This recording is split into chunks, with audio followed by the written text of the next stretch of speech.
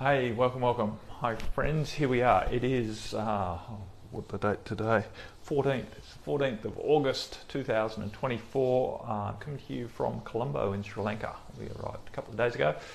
I'm just in my Airbnb or whatever it is room. It's not Airbnb, B&B. Not that we're having breakfast, so I don't know why it's called Fern B&B. But anyway, that's where we are.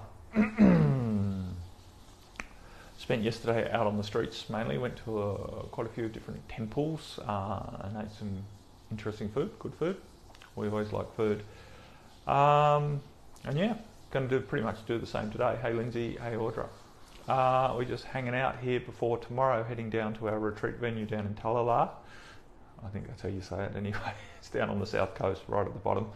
It's not too bad to get there. It's down they've got a motorway or freeway or highway anyway, here in Sri Lanka, one of them, and we're taking that.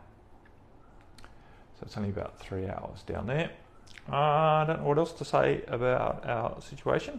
Had an awesome retreat in Vietnam, finished a couple of weeks ago, or at least a week and a half ago. And now we're here, getting ready for another one. First time in Sri Lanka, very, very excited. So far, loving it. Great climate. People are very friendly and the food is good. So yeah, wait to see how it all unfolds. I have not been given much in the way of questions. Actually, not many people saw that post. As a photo was taken, that photo was taken at a Buddhist temple that we went to yesterday. That's just the entrance, and there was an amazingly big Buddha there. It was quite an awesome, hey Sister Susie, quite an awesome temple. We went to another amazing Hindu temple as well that was very special, a beautiful Ganesh temple and a Hanuman temple, all sort of in the one complex, which was quite a powerful energy. So that's kind of how we're spending our few days. Hey brother Gary, just checking out the temples of Colombo. Only about 2 million people in the city, so it's not too bad. There's lots of greenery. It's very lush. It seems to rain overnight. From my limited experience of 2 nights here at this time of year, it rains overnight and is generally warm during the day, low 30s, reasonably humid, but not too bad for getting around.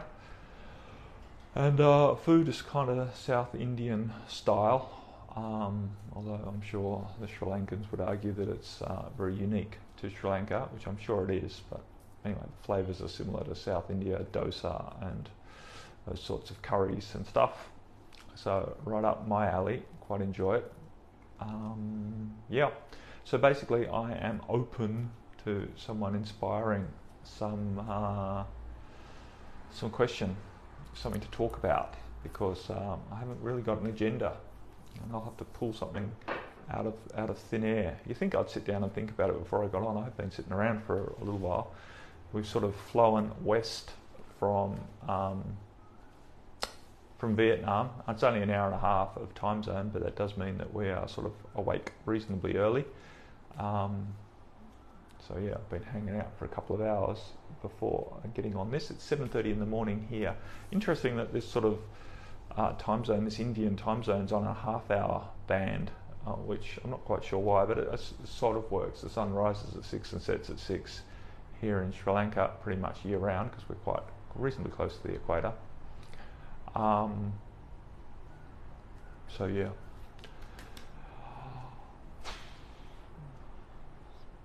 I am working this month in our group with the topic of, actually I've just noticed that I haven't seen any comments, so I'll just do this scrolly thing and see if they come up. Probably should open it on my computer as well. Audra said hello.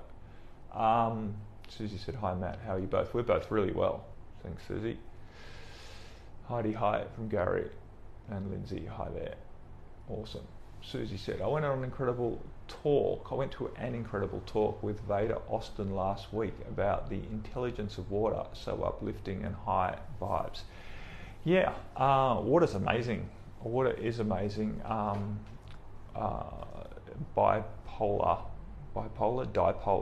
Dipolar molecule, 1 oxygen, 2 hydrogen, creating a negative end and a positive end.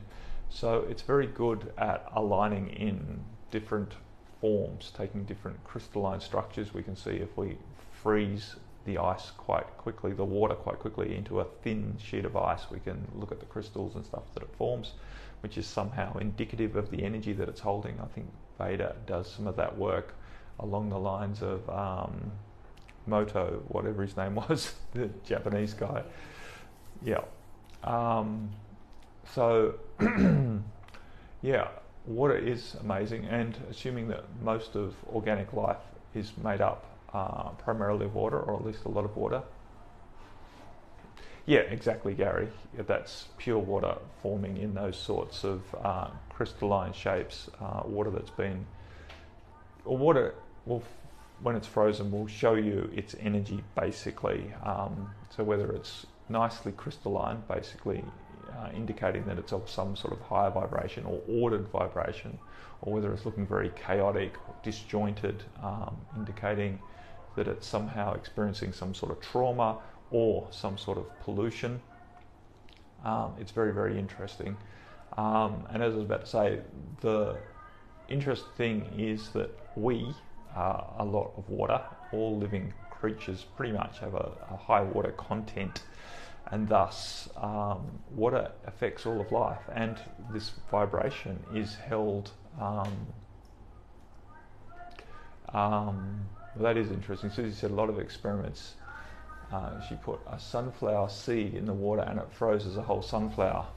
So basically indicating that the seed was holding the image of the product in its resonance. So that's an interesting. I haven't heard of that before, but that's an interesting thing to get a hold of. So yeah, understanding that water is very important to our life, and that we're all water, and water holds vibration and quote unquote memory, and also so do we.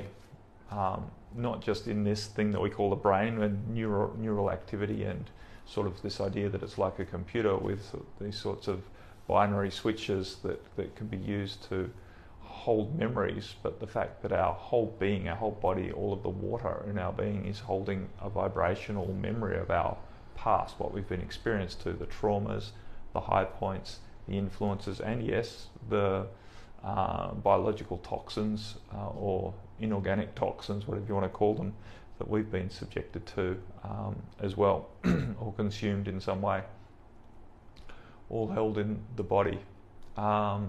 So yeah, looking after the water that you drink and the vibration that you subject yourself to, or consciously choose to move towards, intentionally hold, is very influential on how you're living your life, and what resonance you're putting out and what you're attracting, and the health status of your biology as well, and the health status of your energetic field, which includes your emotional field and your mental field as well. So I'm just looking for my water because I'm starting to feel a bit dry. Just having a little moment of connection. Telling me I've got a slow connection now.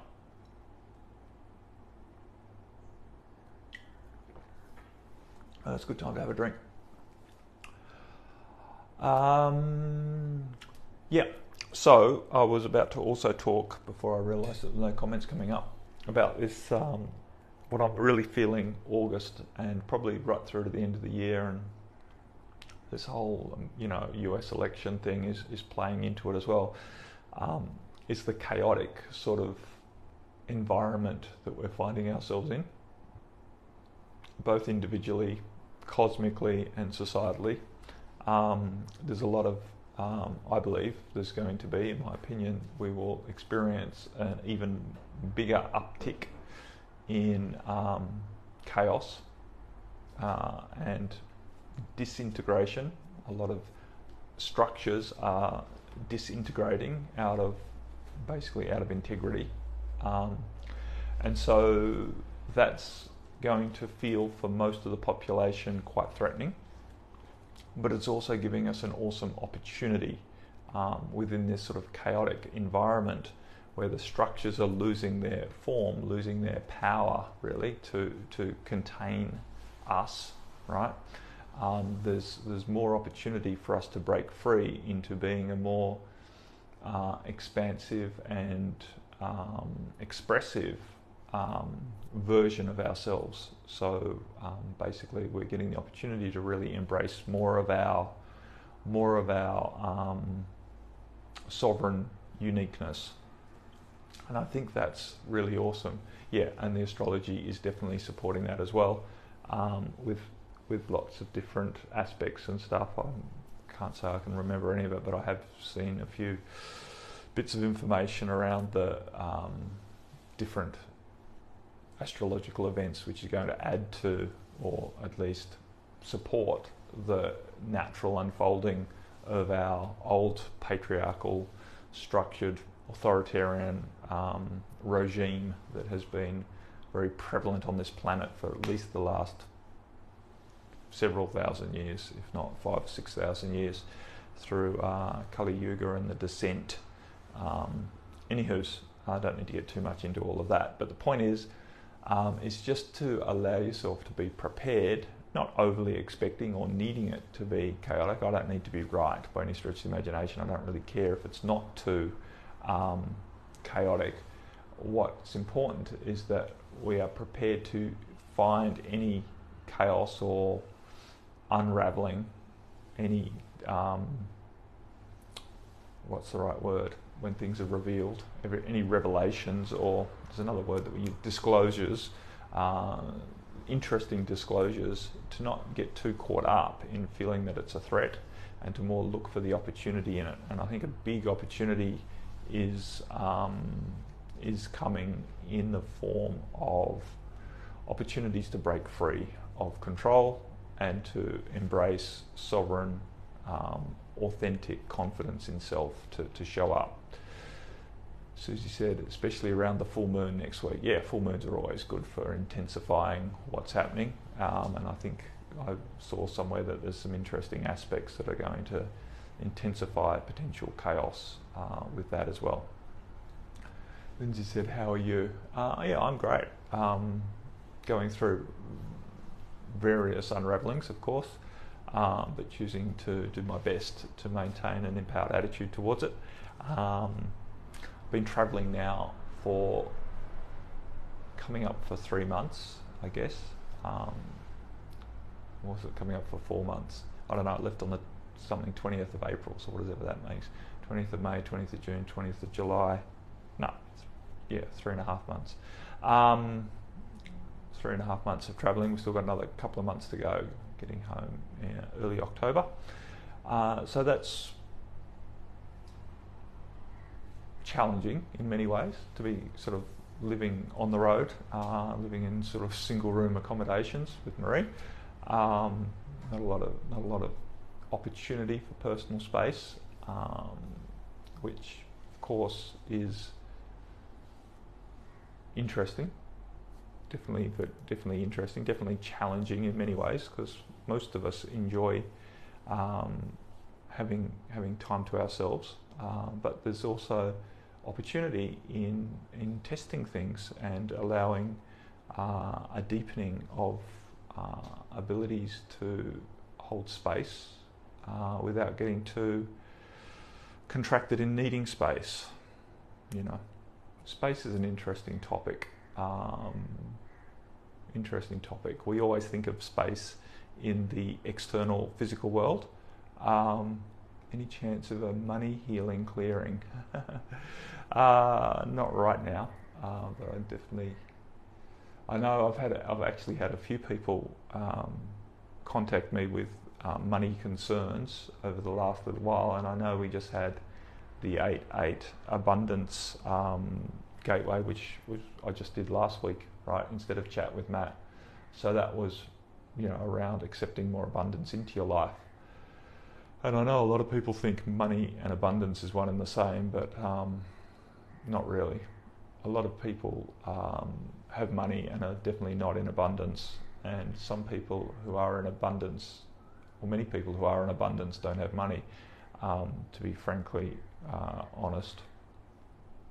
So, but I know a lot of people consider that they want an abundance of money, and that's the problem. They want or feel they need an abundance of money in order, or at least more money, in order to be safe, in order to feel secure, in order to be able to relax, in order to be happy.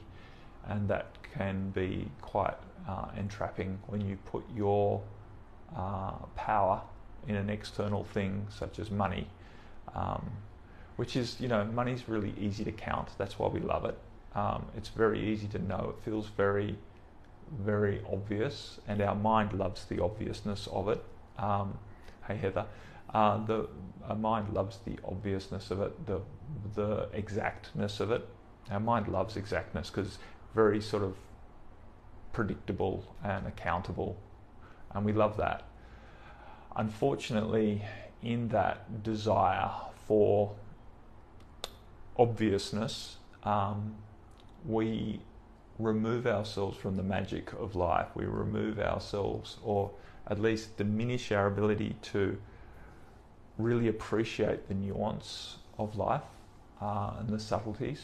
And so there's a lot of subtlety in abundance, right? Abundance consciousness is an energy. It's in absolutely no way reliant on, quote unquote, what resources you have available to you or what opportunities you have available to you. It's not dependent on how much stuff you have, including money. Abundance is the feeling that you are basically in the flow of life and you don't need for anything in order to be happy. That's abundance consciousness. The understanding that things will flow to you to give you the opportunities required when you align with the energy of that opportunity. When you align with the energy of that opportunity, the resources will naturally flow in to provide the environment that things manifest in accordance to the energy that you're holding.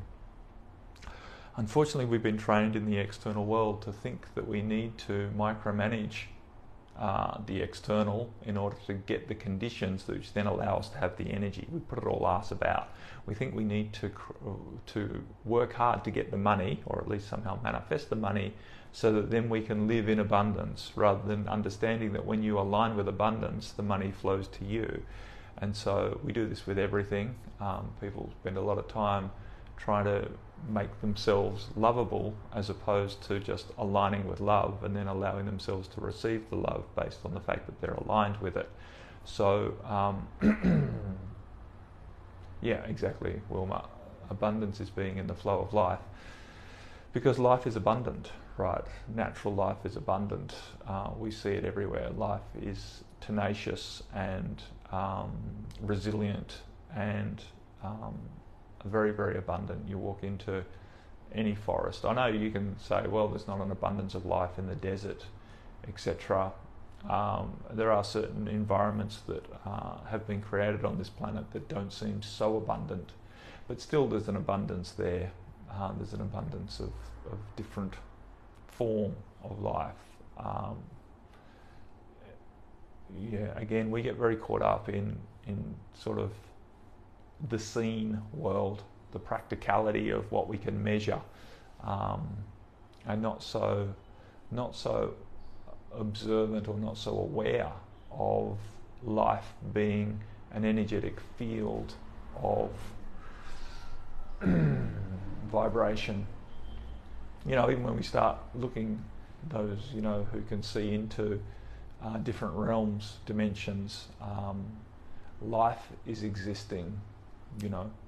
Not biological life, but spiritual life is existing in so many different interesting ways on this planet. When we start looking into the Fae kingdom, the fairy kingdom, looking into the angelic kingdom, looking into different devas or Devic realms of nature spirit, there's life everywhere. Even within what we consider solid structures, like within the earth, within the rocks, life exists. We talk about star systems when we talk about, different realms, and the idea that there are beings living their lives within a star, right? Within what we think is a super hot collection of gas that's burning on the exterior, right? Or from our mentality of our biological life, it's hard to understand how there are realms and kingdoms within what we consider a burning structure. Hey, Sister M. So, yeah. Can't remember where I'm going with this. Abundance. What was I talking about before that? Doesn't really matter. Feeling a little disjointed, but that's okay. How am I going?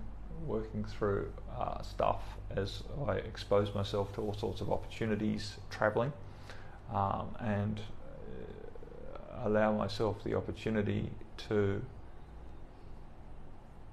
exist as comfortably as possible without the comforts of the known world of home.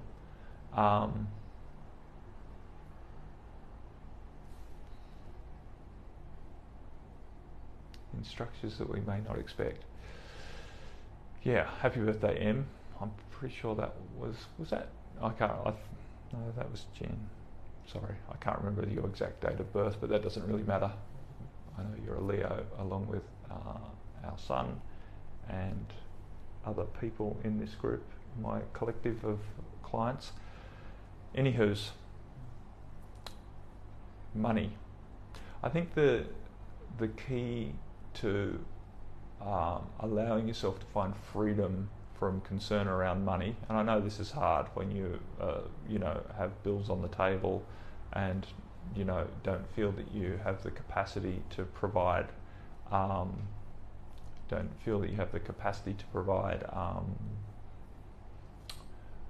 enough food and resource. It's this day, the 14th. There you go. Happy birthday, M. Well done. I get mixed up. I'm sorry. I'm thinking of someone else who had an August birthday a few days ago. But anyway, it doesn't matter. Well done. So yes, the very idea that you need a clearing around money, I think, is a big part of the problem. As long as you think you are blocked, and that you need to find something to clear in order to allow money to flow to you, you sort of get yourself in this sort of trapped state. And I know it's hard when you seem to be doing the right things in order to attract money, and money doesn't seem to flow, so then you go looking for reasons. And I know many of us do have traumas in our field around money, from the past, where we've maybe been robbed of our money, maybe we've been violently robbed or even killed for our money, or maybe we've been programmed through various religious organisations that money is a distraction from God, and only the poor, what do they say? It's easier for a camel to pass through the eye of a needle than for a rich man to enter the kingdom of heaven, which then makes it look like money's a really bad thing, but I think there might have been a bit lost in that translation. It certainly wouldn't have been written in English to start with. And so I think with a lot of, I had a conversation with someone, who was a little bit hung up a while ago about some religious scripture that they were reading and what the connotations were. And I think it's important for us to all remember that a lot of scripture, not just Christian scripture, but a lot of scripture in general, has been modified significantly from its original form over the, last 1,000 years, 2,000 years, depending on how old the scriptures are. A lot of it was written in different languages, certainly at different times, and so even through the process of translating it from Aramaic to Latin and then to English, as an example, leaves a lot of room for change in meaning, and it's important not to take things too literally. And then, of course, we have, agendas of various religious organisations to maintain their importance and to keep a following, and through a very authoritarian, fear-based era of time that we've just been through, a lot of opportunity for things to be manipulated in ways that can be disadvantageous to us living a life of, almost kicked my water bottle over, to live a life of empowered freedom and sovereign expression now. So in terms of the religious programming around have money, I think it's important to recognise that this programming doesn't need to be overly influential. I think just recognising that you have programs can be enough, and not to get too contracted around having to work on it or clear it or fix it. I think a lot of us get hung up on thinking we need fixing, and that can create a lot of issues for us, you know. I think the more that we recognise we're energetic beings, and while there are always going to be influences from the past, we have the ability to focus our attention on a vibration that we're choosing for ourselves. I don't even like to use the words or the phrase to focus our attention on the quote-unquote future we are choosing, because that's putting it out in front of us. I think our future will unfold one moment at a time as we embrace the energy that we're choosing for ourselves now.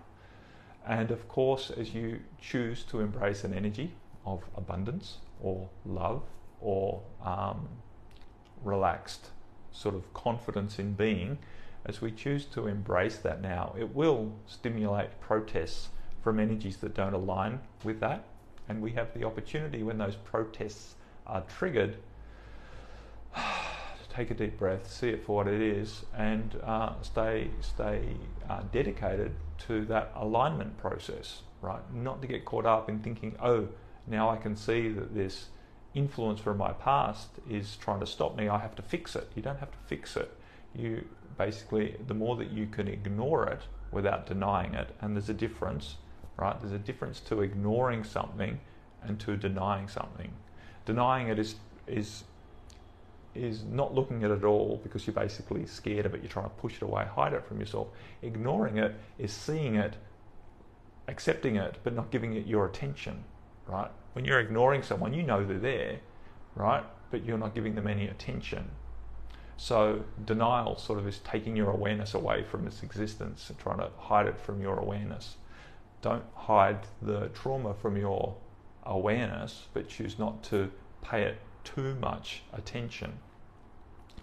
And so, you know, I think being aware of our interesting beliefs around money left over from programming is powerful, and yet we choose to keep aligning ourselves with living in abundance and having enough money to do what we know will best serve us, and trusting that the universe will dance with that in a dynamic way, right? It's not that all of the money's going to flow into your bank so that then you can relax and choose to live your best life.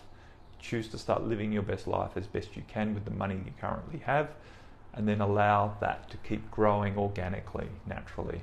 I think that is the best way forward. I'm just trying to see how long I've been on. Yep, coming to an end. So yeah, hopefully that helps, Wilma, not to get too caught up in having to fix the programming around money, but to rather just accept that there's a lot of funky beliefs around money, and money isn't the be end and end all. You can live an abundant life now, and money will flow to you to help that process unfold. And from time to time you'll be tested, right? You will have, you know, energies come up, and it's not test that some external being is testing you, but your programs will come up and try and diminish your ability to hold on to money, or diminish your ability to use money well. You know, some people would call that self-sabotage, but that's a interesting loaded term that creates all contraction. But it's just to recognize that we all have to dance with our traumas and our programmed beliefs. And it's a matter of eroding them away slowly rather than think that they should be cleared and then everything will be okay. I don't think we ever become 100% cleared, and we all have room to keep clearing. And we don't need to be, there's no sort of set point where it's cleared enough that you can be happy. You can be happy right now. Each and every one of us can be happy right now, and yet there's still progress to be made on improving our situations, both energetically, emotionally, mentally, and also situationally. There's room for improvement with our biological health, all of us, with our mental health and emotional health, financial health, spiritual health. There's room for improvement, and yet where we are right now is also adequate. And I know that can be a hard thing to balance, because a lot of us think that if we accept where we are, then we're not going to make any progress. But what we've seen in reality is when you accept where you are, you create a relaxation in your field that then allows you to improve more easily, because you no longer need to improve in order to be happy. You've already assumed happiness with where you are right now, and that freedom, that release of stress, that opening of your energetic field allows improvement to occur more naturally, organically, and quickly in reality. So I know it's hard, but accept where you are at, and also keep choosing to improve where you see room for improvement. So I don't know why my eSIM is now advertising train trips, which is a little bit weird, but anyway, things that flashes across your screen when you're trying to stay whatever that word is, concentrated or whatever with what you're delivering in the flow. Anyway, awesome. I'm glad that works, Wilma and Susie and everyone else. Yeah, look forward to talking to you next week. We will be down in the south of Sri Lanka, out of the city, so that should be awesome, and I'll have more to talk about. Maybe it's time to take the train. We actually have got plans to take the train after the retreat, coming back up the other side of the country. Apparently it's the world's most scenic train trip. I don't know if that's the truth, but I've heard it twice now, so we'll see. We will see. Anyways, my friends, much love to you all. Keep your chins up. Allow yourself to progress through layers of chaos and discordance and discomfort as it arises, and various things, structures, disintegrate a little more, both for you internally and externally in the world. Choose not to, quote unquote, freak out when things seem to be getting bad or worse, but rather see it as an opportunity, and that, and still do what you need to do to stay safe, etc. But don't allow yourself to get railroaded, just using the rail analogy again, into fear-based thinking and contraction. Choose not to get too stressed as things seem to be unraveling here for yourself and for society as a whole. Anyway, much love. Reach out if you need something. Bye for now.